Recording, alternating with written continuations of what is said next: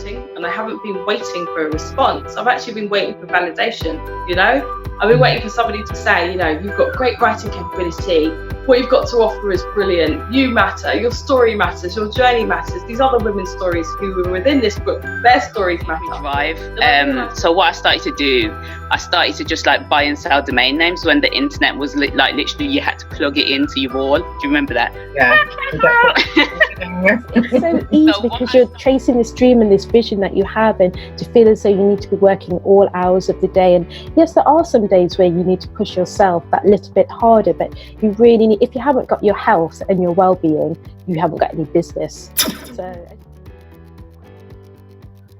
Hello and welcome back to another episode of She's the Boss Female Entrepreneur Stories, where I'm joined by phenomenal women from the world of business and enterprise. If you haven't already done so, as usual, please make sure you click that subscribe or follow button so that you never miss out when I release a new interview. And if you're not already following on social media, please head on over to Instagram in particular and follow at She's the Boss INTL. Today, I am joined by Tonisha Tagoe, who is an enterprise educator, an entrepreneur, and the founder of Apples and Pears Holdings. Tonisha, thank you for joining me today. Thank you. Thank you for having me. So your expertise, your credentials, obviously there's too much for me to fit it all in. So you tell everybody about the various elements that make up you and your career. Okay. I mean, my career is pretty much built around who I am. Mm-hmm. So that helps. So the elements that make up my career are just the fact that I'm a parent. I'm female. I'm not young anymore. I'm in my mid-30s. And I'm passionate about helping other people, supporting them, helping them grow, helping them gain confidence, and making sure that they have not only the skills, but the tools and resources that they need to succeed. Mm-hmm. And then obviously that plays out into my professional life, where I have my company, which is Apples and Pears Holdings. But that company basically exists to do the same thing. So it has different toolboxes. So we have an entrepreneur toolbox, an academic toolbox, an enterprise toolbox, and a web creators toolbox. And they're basically spaces for people from specific industries to come together and discuss things. And then I work a lot in partnership with other organizations, doing speaking and work arrangements and teaching and things like that. And that allows me to support a more generic audience. Mm-hmm. But then whenever a niche shows itself, then I create a toolbox for that niche. Mm-hmm. So that's basically what my company does. And same thing, it exists to provide leaders with the tools and resources that they need to succeed. So tell us how you came to take that path. Like when did you create the first toolkit? And when did you launch the business? What led you to launch the business? What were you doing before then? Tell us the journey. All right. So I think it started with the fact that I was raised by my grandma. My grandma was a headmistress. Mm-hmm. And so she had like a very interesting way, and I was homeschooled a lot and I traveled a lot as a child. So like, I just had and I'm dyslexic. Mm-hmm. So everything was just very interesting when it came to how I learned and how I communicated and how I did things. And my grandma was also quite strict. I would say she's quite strict. But she was also really funny and she loved teaching. So she owned schools. My granddad also owned a school. So they owned schools. Like my granddad built a dentistry school. My grandma built a school that's from nursery to college. It still runs now in Ghana. Mm-hmm. So yeah, I kind of grew up in that kind of environment. And then also I was obsessed with planners. In fact, do you remember those folders they're called Did You Know? Like it's like an encyclopedia, yeah? And then it's like they're like this thick, and they're like orange line. And then you'd only get like 4 sheets every other week at the newsagents, yeah? And you had to collect all of those to have the whole wall. Mm-hmm. I was that person. So I loved like anything that had to do with notepad, pen, planners, like folders, binders, encyclopedias. Like I love it. Books, shelves. So that was like everything pre-16, whilst I was obviously like under 18. And then my first job that I wanted to do ended up being I wanted to be a teaching assistant for this project that was being run by the council. And I just took that first job and that's it. 17 years I've been teaching. Mm-hmm. Wow. Yeah.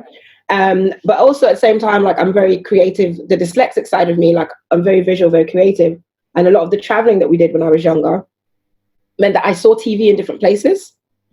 And so I was like, why is it bad here and good here and black and white there and color here and never works here? And then I kind of was really interested in like making television happen for a long time. So like literally, I think the second job I got, even in my like age 16, I didn't quit the teaching obviously because I still teach. But the second job I got was for Channel 4 for a documentary called The Heart of Harlesden. Was it that one? Was that the first one? I think that was the first one. I can't even remember now. Yeah, I think that was the documentary for Heart of Harlesden. It was the first time I got paid to work on the production. Anyway, years later, I stuck with it all the way through, like consistently. I was just doing those two jobs all the time. And I always tried to work on a freelance basis because I really like the idea of invoicing people. So even from 16, 17, I was like dropping an invoice. Take that, my friend. Yeah, so that, and now this is the same thing I do now. Like I'm constantly creating media. I was a film and television producer for a long time. I was head of BET UK when BET was here. I used to work out with MTV Africa. I worked on loads of stuff, like even with YouTube, just everything. I worked on loads of stuff. I did that successfully, award-winning, made films, made feature-length documentaries, lots of stuff, to be honest with you. And I enjoyed it. And I also enjoyed my teaching. So I just carried on doing that for forever, really. And now, I guess over the last couple of years, I've been trying to figure out how to merge my creative side with my academic side. And it's better now because I'm a course director. So I'm at director level in universities, higher education. So I do have that power to be more creative. So now I do a lot of curriculum development and curriculum design, content creation. And then now we're on lockdown. So now it's perfect because everything I do, web design, creative design, teaching, is pretty much the only things that I'm seeing anyway that are kind of really surviving this season. Yeah. So you clearly epitomize this whole concept of she's the boss, clearly the big boss. But there's so many different types of things that you've done. Has everything been self-taught? And where did you get the confidence to just walk into these different places and say, yeah, I can do this, hire me, pay me, here's an invoice? Because to be invoicing at 16, 17 years of age, that's a big deal. Like, the people I worked for then are still my friends now. Because the moment I was like, no, I'm not going on payroll, I need to invoice.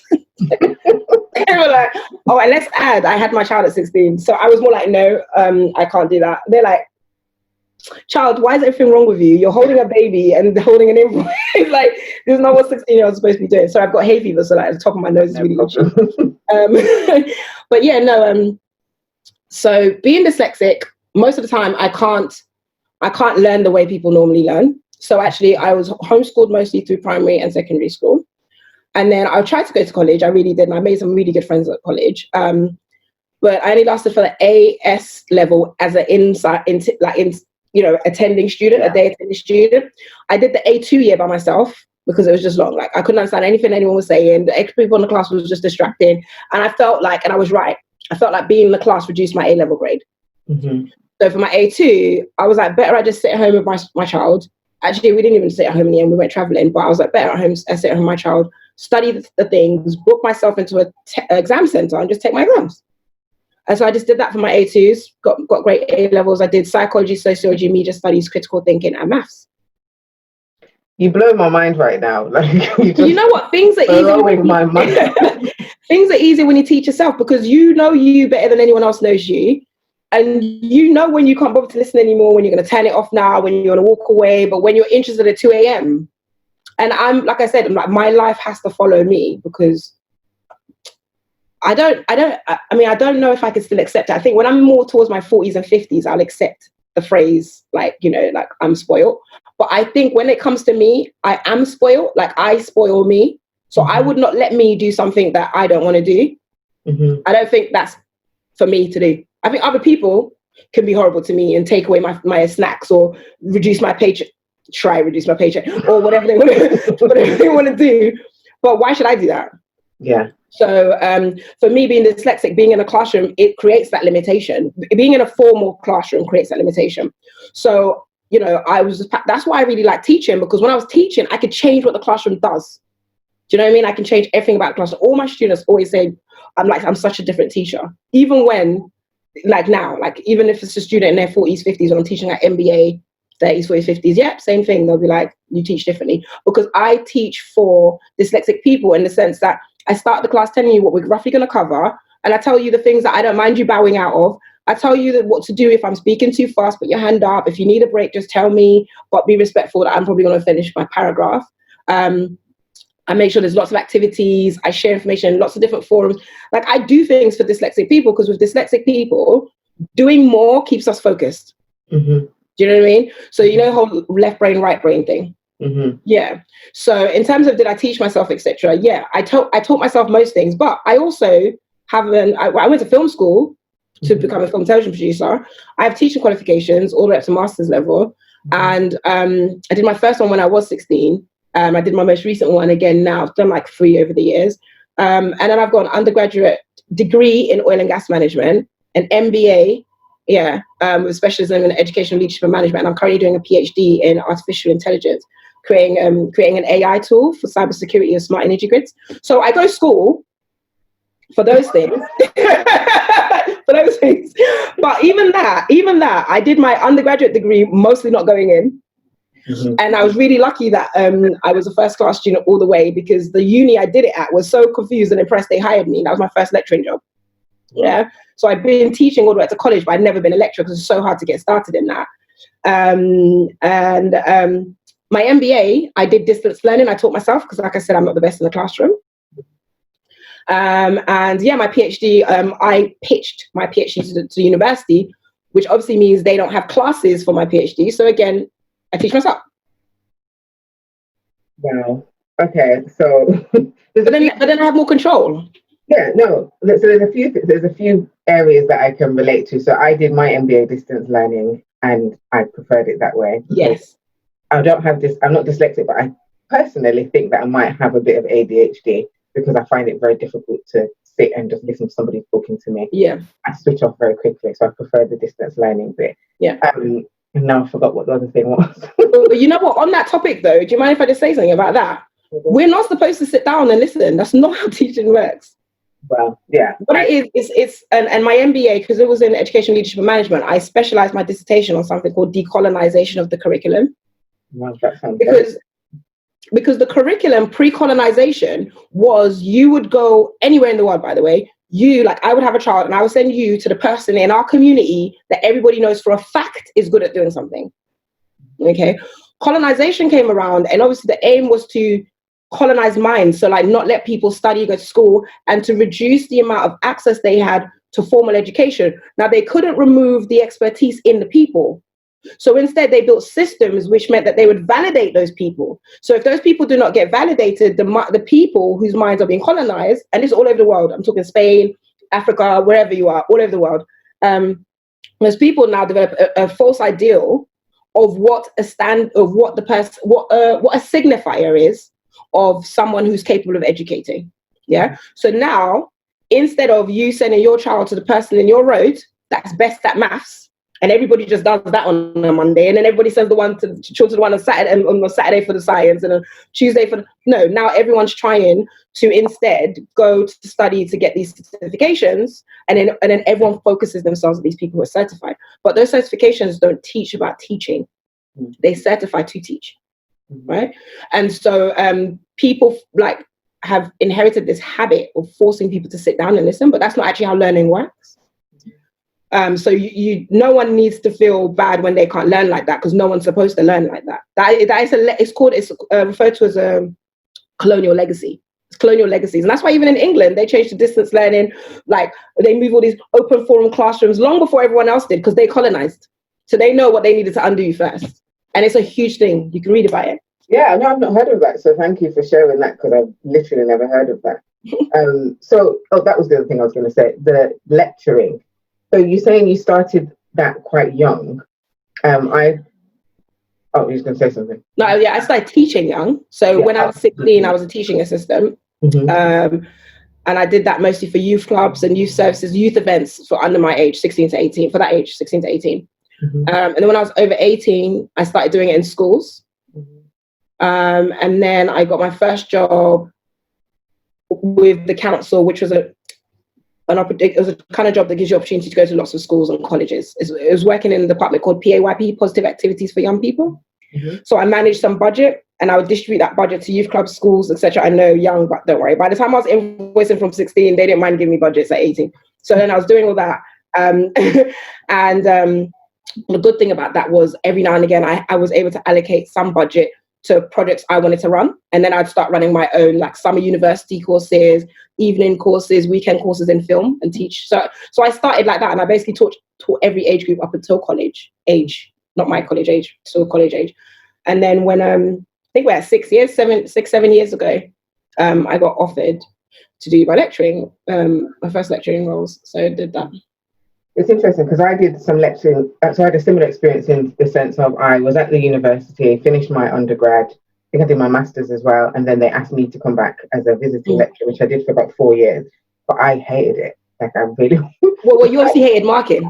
Yeah, I hated marking, but I also really struggled, and it's funny because now I have a 4-year-old and homeschooling, I'm realising I just don't think I'm a very good teacher, because trying to get the students to understand what I was saying, I always found that's because that's also not how to teach. They're not saying you're not a good teacher, but teaching is not giving people the information and wondering why it didn't go in their heads. Teaching is creating a facilitating environment where people are naturally drawn to the information and want it. Does that make sense? So like a lot of times I'll start a session, like I said, I'll start a session with the agenda. This is the things we're going to cover today. By the end of this session, you'll know this, our learning outcomes. Mm-hmm. But then I'll just open this whole conversation and be like, right, so today we're talking about Bloom's taxonomy. Has anyone heard of Bloom's taxonomy? Oh, I've heard of it. Oh, I've never heard of it. And I let that go around the room, waft around the room till we've got an answer to that question. Then from there, like how you interview, I ask another leading question and another leading question to the point where I'm injecting little bites of fact and that I'm re-clarifying areas that people were confused. And that in itself is enough learning. And when you go through that, you can use that to check off. So even with kids, because I homeschooled my son as well, he's 18 now. I homeschooled him the whole way. If I wanted my son to learn something, I would never teach it to him. In fact, my son would be like, my mom doesn't even teach me anything. But he's studying engineering. Wow. And he does not know how intelligent you got to be studying engineering. To him, he's just him, innit?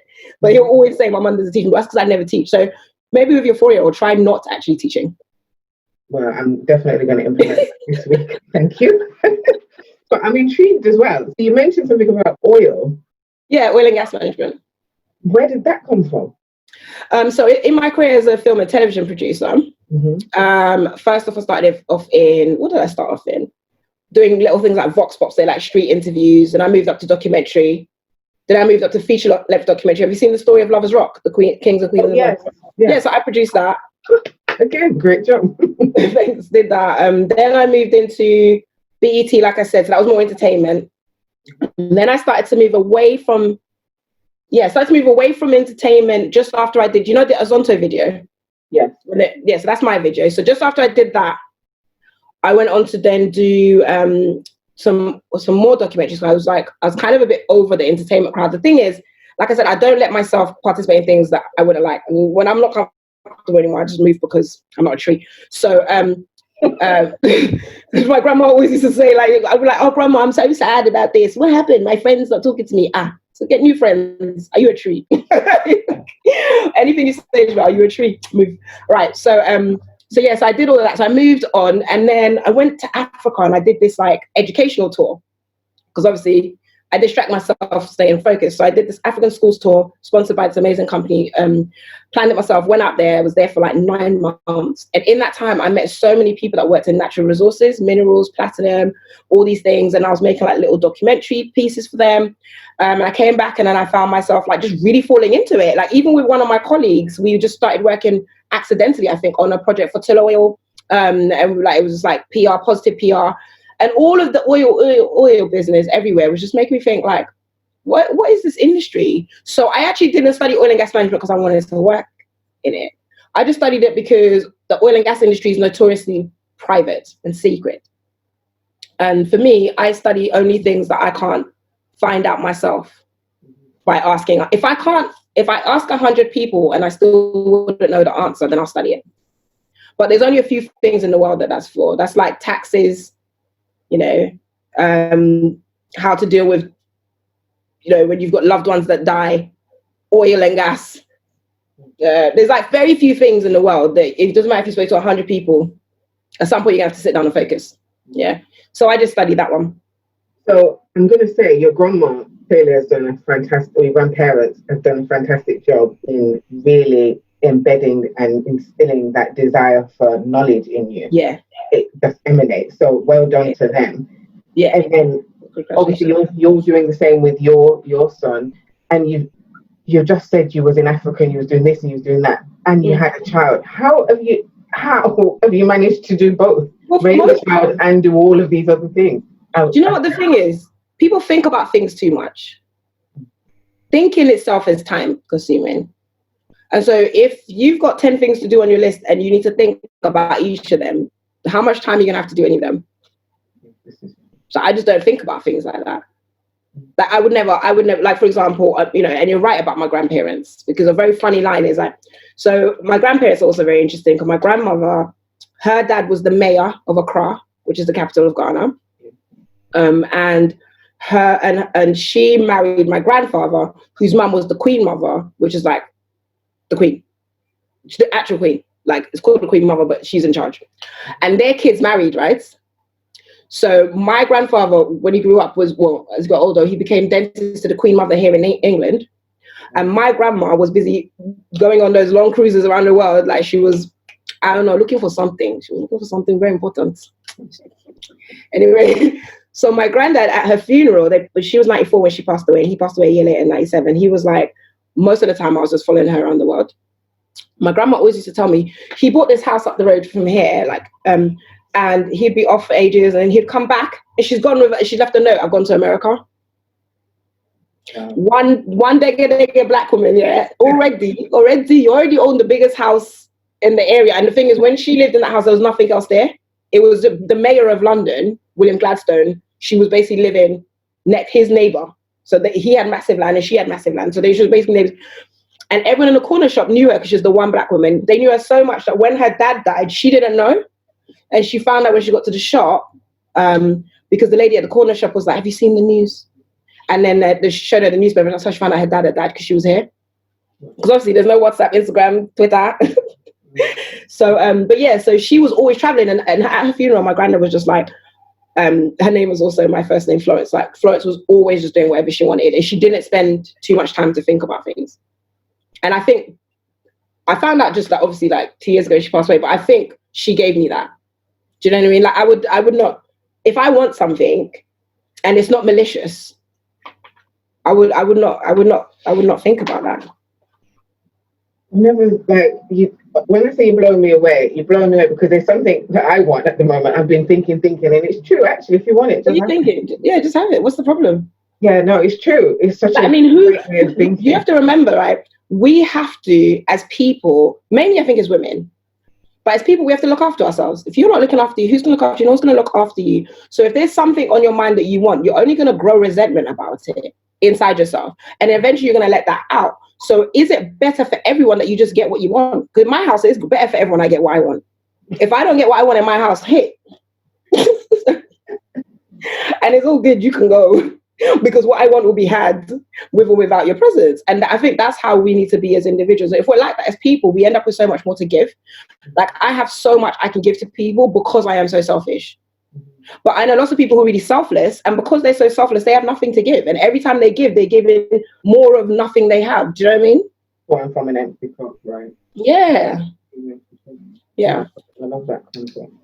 So bring it back to Apples and Pears Holdings.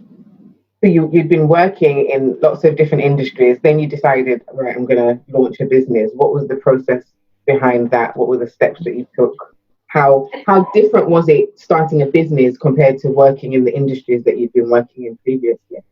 Well, everything I always did, I was always so I've always been self-employed. Mm-hmm.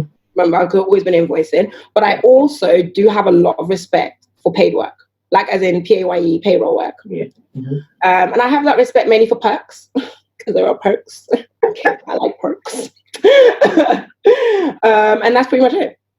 So the perks would be the people I work with, or maybe health insurance or something like that. But yeah, there are occasions where I have taken payroll jobs. Even now, I'm doing one. I'm a course director for the graduate certificate program at Ulster University. That's a payroll. I'm also, actually, that's the only one I'm doing as payroll. Everything else is self-employed. So in terms of answering your question, I've always been a mix of self-employed or employed. That's why I can always do what I want. Because the difference with being self-employed is you control your revenue streams.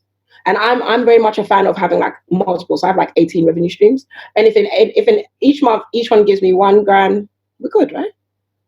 Exactly. So that's how I live my simple life. I don't push too hard. I don't overexert in any area. If I want something and I can't have it, it's fine. I want something, do you know what I mean? It's like, all right, cool, whatever. Like, I'm done. I don't like to dwell. So with that kind of ethos, I didn't actually try to start a business. I've registered and had lots of businesses. I'm more of a serial entrepreneur. But Apples and Pears, I didn't try to start it. Apples and Pears came about because my son walked into my room and told me he wants to start his own business and asked me for help. Now, bear in mind, he's 18 now. He was about 16 then. Do you know any 16-year-olds? I actually don't. I don't really know people, kids. Trust me, you're not missing nothing. 16-year-olds will come and ask you how to do something, but don't want the explanation because it's you. So you're like, oh, you did, like, oh, mom. I was minding my own business. So we kept going through that with this business that he wanted to start. And then I was like, do you know what? I teach entrepreneurship all the time. I build degrees. So I'm a curriculum developer as well. So I build entrepreneurship degrees and things like that for universities.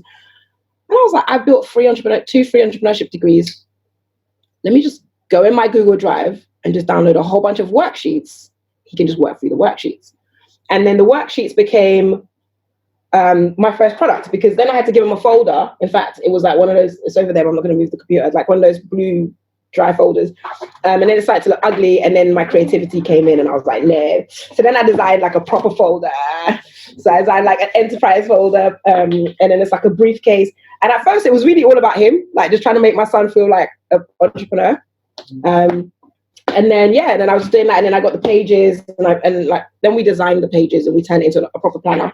I was showing you that one because my handwriting is all over that one, but this is a miniature version. So then I turned all the pages into like a proper planner. So each page is different. It's like an enterprise planner. And then I released that, and I released that under the Entrepreneur Toolbox. Okay, because I was like, it's tools for entrepreneurs. See how it goes. It's going really well. It's been going really, really well. And that kind of community is the one that then spurred on the others, right? Because I thought this would be good for young entrepreneurs. The first design was actually very child-friendly, to be honest with you. But then I found that adults were suddenly like, oh, I really like that. It'd be nice if you had a different design. So then I was like, okay. So then I started making different designs. And as that was growing, then web designers were like, oh, do you do events just for web creators? Because, it's a bit weird being with a fashion person. Do you know what I mean? And then all these people started going, oh, do you have anything for academics? Do you have anything for enterprises? Not new entrepreneurs. And then, I just, like I said, I don't think about things too much. So I just bought enterprisetoolbox.com when they asked. Then the next one, academicstoolbox.com, webcreatorstoolbox.com, entrepreneurs toolbox. So I just got those. And then I got the issue, which is that I had all these random toolboxes and no home. They were homeless toolboxes. Does that make sense? Yeah. So as the communities were growing through, because it was something they needed, it was kind of like sweeping me off my feet a little bit.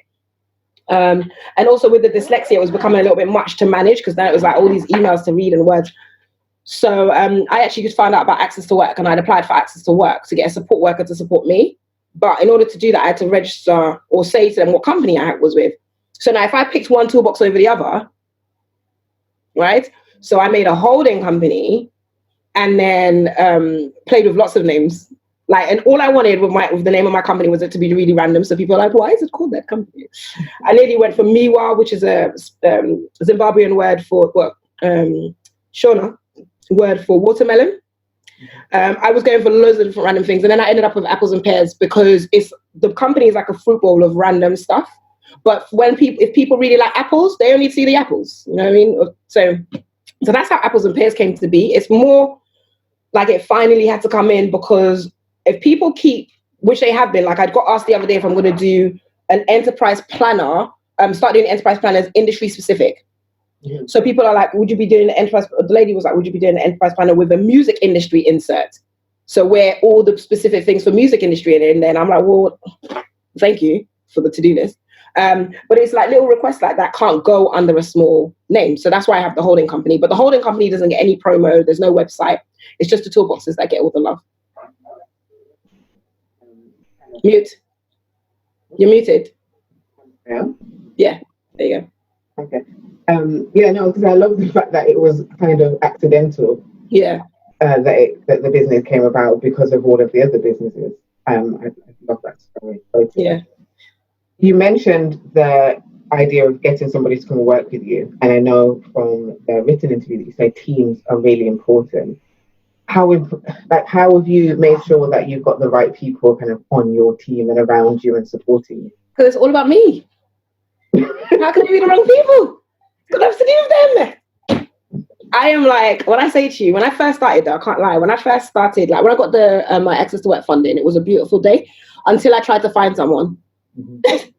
And you know, like you've got to do, like, it took me a while. I mean, I've had companies before and I always work with freelancers, but I've never really needed to know that I'm picking someone consistently to help me with something to do with my learning disability. Do you know what I mean? And there's that vulnerability there that was really getting in the way. But yeah, it was hard. Couldn't find people that knew how to use enough systems because of the different things I do. I couldn't find people who could be bothered with the different things I could do. Most people tried to, in the beginning, tried to tell me to stop doing different things, or to slow it down, or to hone it down, or to box it in, or to stretch it out, or I don't know. There was so much advice I was getting from these people. It was really great, free advice. And yes, I just ignored them really. I just kept going until I found people that didn't do that. And the good thing is, because I work with freelancers, it's easy because you can keep relationships very amicable and just be like, oh, that's great, thank you very much. And then all you do is the next time you have that job, you just don't give it to that person until you find people. Now, when I say to you, I'm in love with my team. I'm in actual love. Like the other day, my partner was like, why are you smiling at the computer? Why are you smiling at the computer all day? So why'd you do that? He's like, who are you talking to? And we turned around and it was Anastasia, my PA. Because we talk all day. Like, we enjoy each other so much. We're not even talking about work anymore. We just talk all day, you know? And I think that if you go for that, that's better than going for someone who's great with Excel. Like, I teach her everything that she does for me. Even today, I was teaching her something to be like, right, we need to do this. This is how you do it. And I'll screen record and I'll be like, do it like this. For me, I look for people who are about me. Like, they care about me. And also they're selfish, right? So they're selfish enough to care about me enough to get what they want. That's where I am. Yeah, I think I saw that. They're selfish, no. Enough to care about me enough to get what they want. Because how are they going to get what they want from me? Like, give me what I want. But they have to really want what they want to give me what I want. Yeah. And I'm not going to be the one that's going to make them really want it. Mm-hmm. Do you know what I mean? Like, I'm not going to be, like, I'm not one of those people who's like, oh, create a company, you know, that's full of happiness. And I'm not going to have slides and swings in my office. I mean, I don't mind if you want to bring it along. You're not providing it. I'm not riding on no slide and no swing. I'm scared of heights. So I'm not really interested. So I just like people who are self-sufficient. Like, they take care of their own emotions. I always say to people first meet, and I'm like, I can be very annoying, can be very demanding. I can be very forgetful. I can be very nice. I can be very rude. I can just be all of them. So just remember that. Like, it's first day I say that. I feel like you just described me. Yeah, but and the thing is, who do you want people to work with? You want people to work with you. So I don't want people to work with me and think that I'm not going to one day tell them, yeah. You have to have the resilience. When I open that mouth, I say it. Yeah, when you're working with strong people with a strong vision and who know what they want, yeah, you have to be resilient. You have to have a bit of Yeah, because politeness, you can't pay the landlord of politeness. You can't be like, oh, here's my pocket of politeness today. He wants money, which means, and he's not going to come at you polite when you're taking too long. So better you just do what you're doing. And when anyone has like in my company, people have tantrums about things like that I can't control. I don't hate on them for it. I just double check they know I can't control that. And if I feel like I can feel resentment, like I said, I work with freelancers. So suddenly I didn't even need that work no more. Look at that. It was like magic. Ta-da! But over time, one good thing that I do though is that I will definitely work back with someone. Do you know what I mean? I never burn a bridge or like anything. So I'll always work back on someone. So someone could do something and it could be like, okay, maybe you shouldn't have done that. But I'll never pull them up because everybody has the right to do what makes them feel good. Just the same way I do. And if making me feel bad makes someone else feel good, that's their business. What's that got to do with me? Why am I getting in other people's business for? If they want me to feel bad and I'll make them feel better, can they keep it moving, do it quickly because I have a call at 2? Do you know what I mean? I got things to do. I'll even cry on cue. You need me to cry? I cry. Will it make you feel better? I cry. People cry. Because it's like, it's like, for me, it's like, it's so much ego in society around, I can't believe he said that to me. I can't believe she said that to me. I can't believe, why? Why can't you believe someone expressed their true emotion about their disgust or anger or passion or whatever about something that they feel like you did? Why can't you believe that? Like, how selfish are you? Like, you can't believe it. Why? You're preaching to me today. No, but do you understand what I mean? Yeah, it's true. Why can't you believe it? That doesn't even make sense. Like, the other day, someone sent an invoice for something and the invoice was rejected based on some parameters, but not outright rejected. Just fix it. Yeah. Mm-hmm. And they're like, oh, I can't believe she sent the email like that. She's like so rude. I understand. Why can't you believe she sent the email like that? Because it's not necessary. It's just an invoice. How do you know it's not necessary? Oh, because see, how do you know for her it was not necessary? How do you know you're not the 100th person today that's made that mistake? How do you know she's not on her period? And I know I don't like when people say period, but we have to acknowledge there are times of the month where don't come next to me because I will just respond with a horrible email. And how do you not know that there are other things going on?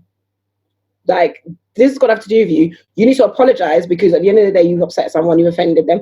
Fix the typo in your invoice and resend it back. And then tell her thank you very much for her patience. And please feel free to pull you up on everything like that in future. But you know what will happen? She'll never pull you up on anything like that in future because you feel so bad.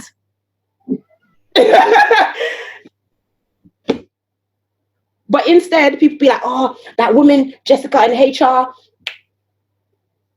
That's what I meant about time when you're like, how do I fit it in? All of that thinking time, do you know what I mean? Taking an instant event that is it's non-essential, taking it from Monday morning to Monday afternoon to Tuesday morning to Wednesday afternoon to Friday to next week to the phone call with your friends, to your mom, to your diary, to your journal. We were supposed to have this conversation today. She said, what? How could she say such a thing? Babes, you know what she said to it? Mom, I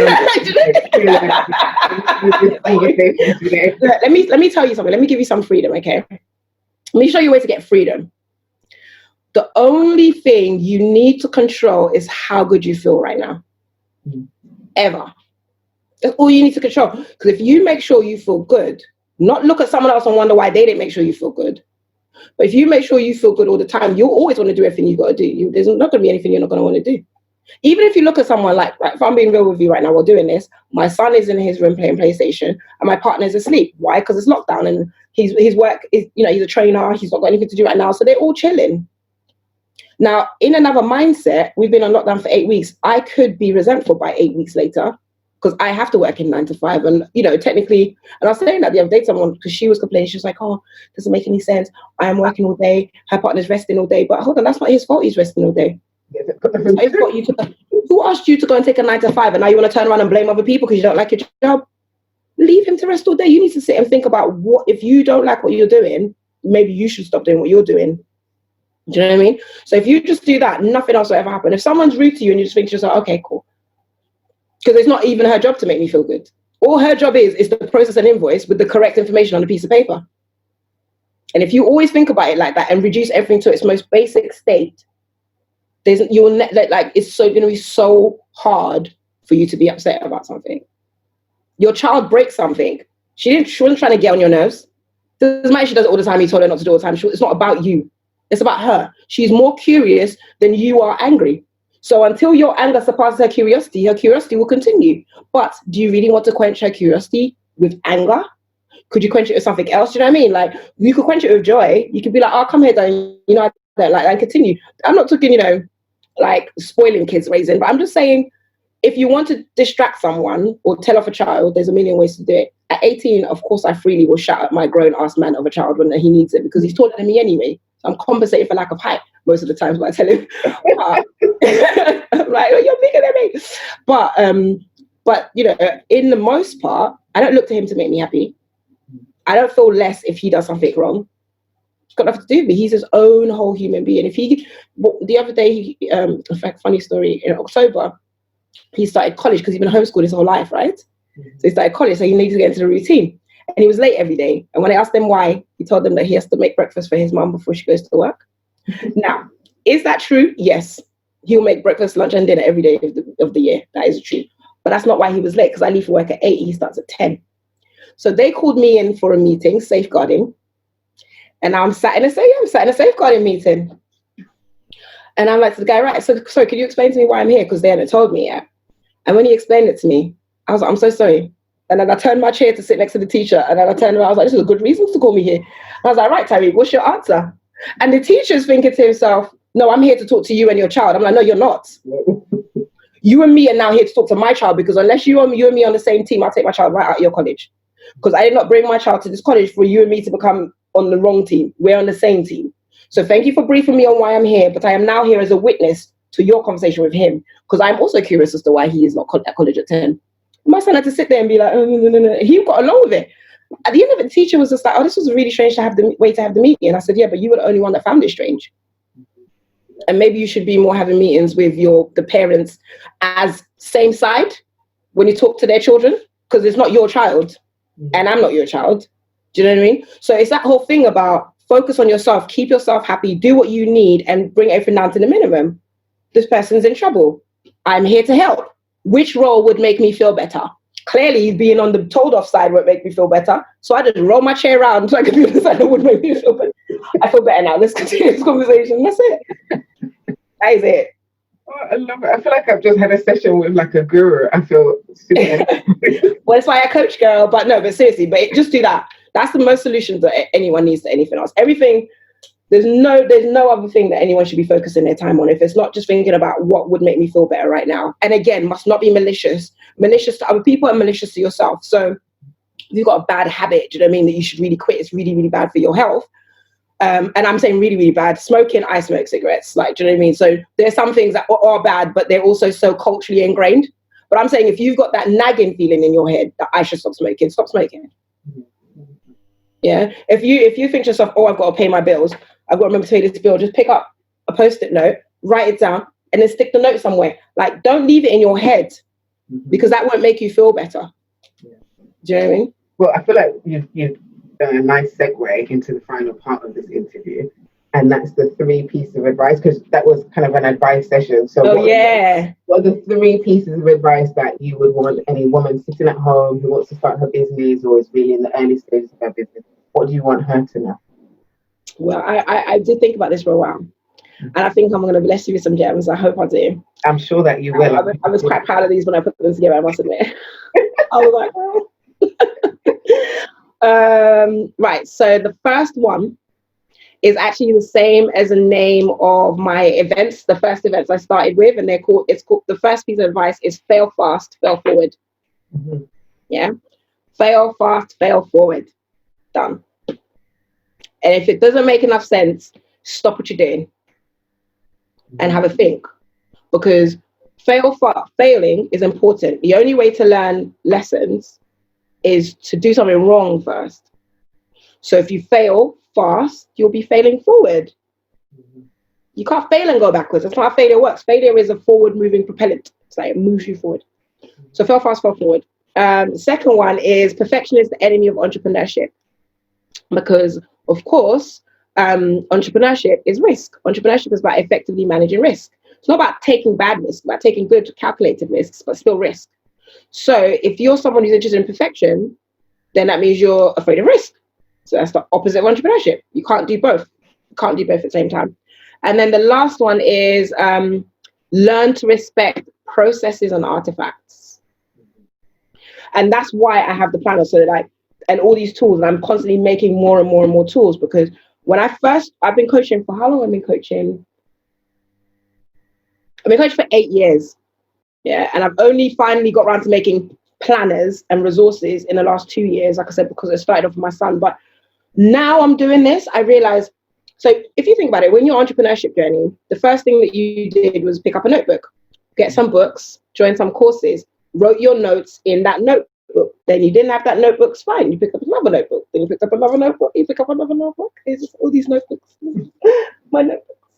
No, that is not how we keep business artifacts. And that's not how we develop clear business processes. And so the information stays in our notebooks. Our notebooks are just gold mines, but they're not usable in business. Yeah. So the whole thing about the planner is like, it's like a psychological best, like for me, the best way to get someone into process thinking, breaking things down. The section on who are you as an entrepreneur, a section on creating the building blocks, and a section on finance, a section on legals, section on marketing, web design, all the things you will think of in order, but in a ring binder, because no one said you have to think about them in that order. So you could just open the ring binder and move them around however you want. But the point is, you've got everything in one place. Yeah. Entrepreneurs, when they like male and female, when we start out, we do start out with notes and notepads. But we need to move into clear systems, like pick some systems and use them, pick some tools. My favorite tools are Google Drive. I use Google Drive for all my file management stuff. I use a tool called Coda for any spreadsheet and like document making.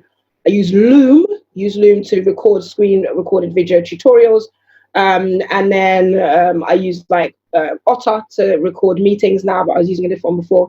And I use Speechify to read text to speech to myself, and then obviously I use speech to text. Between those things, my whole company runs. If someone needs something, they know to go to Google Drive, or maybe sometimes Trello. If I need to read something, they know to send me an audio file. Do you know what I mean? There's no confusion. So really, really, really, you have to respect those artifacts. And when you respect those artifacts, you can build processes around them. Right. So, for example, this week I start with 2 new senior leader MBA cohorts for the CMI, the Child Management Institute. It's fine. It's not a problem. I know that when the first week I was sending them a welcome email, I got my welcome email template. I've got like 100 of them now, the amount of times I've done it. And I've saved them in the place called welcome emails. It's not even that. Welcome emails. And then when you get in there, there's MBA, undergrad. Do you know what I mean? Like they're at different levels. So you've got the right tone. When you build up those artifacts, it's easier to have a process, right? Because now I can turn around and I can say, right, I know all the building blocks to run a module. I've got this welcome email, then I've got this mini website, I've got these resources, got these lesson plans, because I've kept my artifacts. But a lot of people, they end up starting from scratch.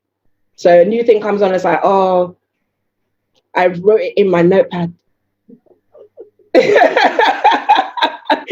So yeah, that was it. Just learn to respect the process. Yeah, I love it. And yeah, I'm always banging on about processes, systems and processes. Come closer, louder. I'm sorry. Yeah, I'm always going on about systems and processes with the clients I work with. So I love that you reiterated the point that I've been trying to make. Yeah. Right. You have nothing without that. I mean, if a client calls you and they're like, "Oh, I'm really interested. Could you send me your you can't, can you? Because you don't have this artifact." Yeah. And then even if you do, sometimes with this perfection thing, people don't send something to the client because it doesn't look the way they wanted it to. Mm-hmm. Meanwhile, people are winning bigger contracts than you with Microsoft Word. Yeah. Why are you doing glossy? You're wasting time trying to make it look good. No, 100%. Yeah. Agree. Yeah. And this has just been such a fantastic conversation. I'm happy. So much. If people want to find out more about you and your businesses, what platforms can they find you on? Because I'm sure everybody's going to want to.